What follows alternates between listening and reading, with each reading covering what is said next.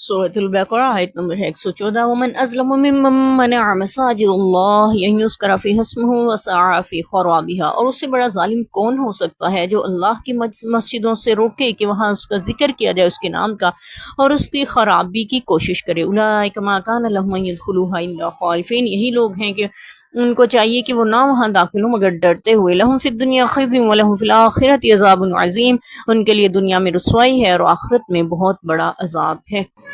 اس سے پہلے آیات مبارکہ میں ہم نے یہ پڑھا تھا کہ مشرکین مکہ، یہود اور نصارہ خود کو افضل ترین سمجھتے تھے۔ اللہ تبارک و تعالیٰ نے ان کو یاد دلایا کہ وہ بہت بڑے ظالم ہیں، اور ظلم کیا کر رہے ہیں؟ اللہ کی مسجدوں سے روک رہے ہیں۔ مسلمانوں کو مسجد میں داخلہ منع کر دیا گیا اور مسلمانوں کو وہاں پہ نماز پڑھنے سے روک دیا گیا۔ یہود و نصارہ بھی ایسا کرتے رہے ہیں مسجد اقصیٰ سے متعلق، اور مشرکین مکہ نے بھی ایسا ہی کیا جب مسلمان صلح حدیبیہ کے موقع پہ یعنی عمرے کی نیت سے آئے تھے تو انہوں نے روک دیا، عمرہ نہیں کرنے دیا۔ تو اللہ تعالیٰ یہاں پہ ان کی اب خصلت کو ذکر کرتے ہوئے بتلا رہے ہیں ومن ازلم، اس سے بڑا ظالم کون ہوگا؟ یعنی تم تو بڑے ظالم ہو جو اللہ کی مسجدوں سے روکتے ہو کہ وہاں پہ اس کا ذکر کیا جائے اور اس کے نام کا ذکر کرنے سے روکتے ہو، اور وہاں پہ خرابیاں پیدا کرنے کی کوشش کرتے ہو۔ خرابیاں کیا پیدا کرنے کی کوشش کرتے تھے؟ صحابہ اکرام پہ ظلم و ستم ڈھاتے تھے، نبی پاک صلی اللہ علیہ وسلم کے سر اقدس پہ سجدے کی حالت میں لا کے اوجڑی جنہوں نے پھینک دی تھی۔ اس سے بڑی خرابی کیا ہو سکتی ہے؟ جبکہ نبی پاک صلی اللہ علیہ وسلم اس وقت حتیم میں تھے، اللہ کی عبادت اور بندگی کرنے میں تھے اور سجدے کی حالت میں تھے اور خانہ کعبہ کے ملحق حصے میں تھے، یعنی وہاں پہ بھی خرابیاں پیدا کرنے سے جو نبی کے لیے ایسا رویہ رکھتے تھے، باقیوں کے ساتھ ان کا کیا سلوک ہوتا ہوگا۔ اور پھر یہ بھی آتا ہے ان کے بارے میں کہ یہ وہاں پہ تالیاں پیٹتے تھے اور ڈھول بجاتے تھے، سیٹیاں بجاتے تھے اور بے لباس ہو کر بھی طواف کرتے تھے۔ یہ ساری خرابی کی صورتیں ہیں، بہت سی خرابیاں خرافات اس سے پیدا ہوتی ہیں۔ اللہ تعالیٰ فرمائے ان کو چاہیے کہ وہاں ڈرتے ہوئے داخل ہوں۔ ڈرتے کس بات سے ہو؟ کہ اللہ کا عذاب نہ آ جائے ان کے اوپر، کہیں اللہ تعالیٰ کی گرفت نہ فوراً ان پہ فرما لیں، ناراض نہ ہو جائیں۔ حدیث پاک کا مفہوم ہے کہ زمین پہ روئے کائنات میں سب سے محبوب جگہیں جو ہیں اللہ تعالیٰ کے ہاں پسندیدہ وہ ہیں مسجدیں، اور سب سے بری جگہ بازار ہیں۔ تو ہمیں دیکھنا ہوگا کہ ہم زیادہ وقت کہاں گزارنا پسند کرتے ہیں یا کہاں گزارتے ہیں۔ اور مسجدوں کو آباد کرنے والوں کے لیے اتنی زیادہ فضائل آئے ہیں حدیث مبارکہ میں، یہ بھی آتا ہے کہ جس نے کسی مسجد سے ایک تنکا بھی اٹھا کر ثواب کی نیت سے باہر پھینک دیا کہ کچرا پڑا ہوا تھا، تو اس پہ بھی اس کو نیکی لکھ دی جاتی ہے۔ اور وہ خاتون جو مسجد کی صفائی کرتی تھی فوت ہوں گی، نبی پاک صلی اللہ علیہ وسلم کو خبر نہ کی گئی، ان کو دفنا دیا گیا جنازہ وغیرہ پڑھانے کے بعد، تو آپ صلی اللہ علیہ وسلم کو بعد میں آپ نے دریافت کیا تو پتہ چلا وہ فوت ہو گئی تھی، تو آپ اس کی قبر پہ جا کے دعائے بخشش فرما رہے ہیں، اس کے لیے دعا مانگ رہے ہیں۔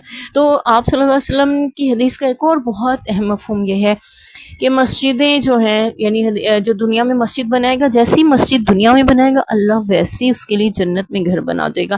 اور صرف یہ نہیں ہے کہ پوری مسجد بنائی جائے، اس میں حصہ بھی کسی نے ڈال دیا جتنا کسی کی توفیق ہے، اس کے بدلے بھی اللہ اس کو جنت میں گھر عنایت فرما دیں گے۔ اور یہ بھی آتا ہے کہ جس کا دل مسجد میں اٹکا رہتا ہو وہ اللہ کے عرش کے سائے میں ہوگا قیامت کے دن۔ دل مسجد میں اٹکا رہتا ہو، خود جہاں مرضی ہے دل مسجد میں اٹکا ہوا ہے۔ کب اذان ہو، دل اٹکنے سے مراد ایک یہ ہے، کب اذان ہو کب مسجد جاؤ اور نماز پڑھو، اور ایک یہ مراد ہے کہ اس کو خیال ہو کہ ادھر سے مسجد کی یہ چیز درست ہونے والی ہے، وہاں سے وہ چیز ٹھیک ہونے والی ہے، یہاں پہ مسجد کی یہ ضرورت ہے، یہاں پنکھا لگوا دو، یہاں کولر رکھوا دو، یہاں چٹائیاں بچھوا دو، یہاں ریک جوتوں کے لیے رکھوا دو، یہاں پہ یہ سہولت پہ۔ یہ دل کا اٹکا رہنا ہے، یعنی فکر خیال سوچ مسجد میں لگا رہ جائے جس شخص کا، اس کے لیے فضیلت ہے، اللہ عرش کا سایہ اس کو عطا کر دیں گے۔ اتنی بڑی فضیلتوں والی جگہ ہیں مسجدیں۔ اور پھر یہ بھی ہے کہ جو شخص اس کے برعکس ہوگا، مسجدوں کو ویران کرنے، برباد کرنے، وہاں پہ فساد پھیلانے، لڑائی جھگڑے کروانے اور وہاں کی خرابی کی کوشش کرے، لوگوں کو روکنے کی کوشش کرے، جیسے ہمارے یہاں بھی ہوتا ہے ایسا، ہم کہتے ہیں فلاں مسلک کی مسجد ہے، یہاں ہم کیوں نماز پڑھنے جائیں، آپ کی نماز نہیں یہاں ہوگی۔ علماء اکرام ہمیں جب یہ سبق پڑھاتے ہیں تو یہ مسجدوں سے روکنے والی بات ہے۔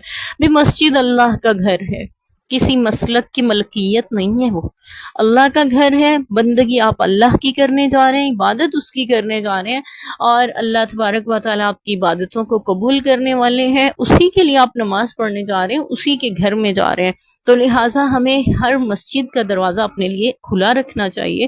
اور پھر ہمارے دل کہاں اٹکے ہوئے ہیں آج کل، ہمیں اس کے بارے میں بھی تھوڑا سا غور کرنا چاہیے۔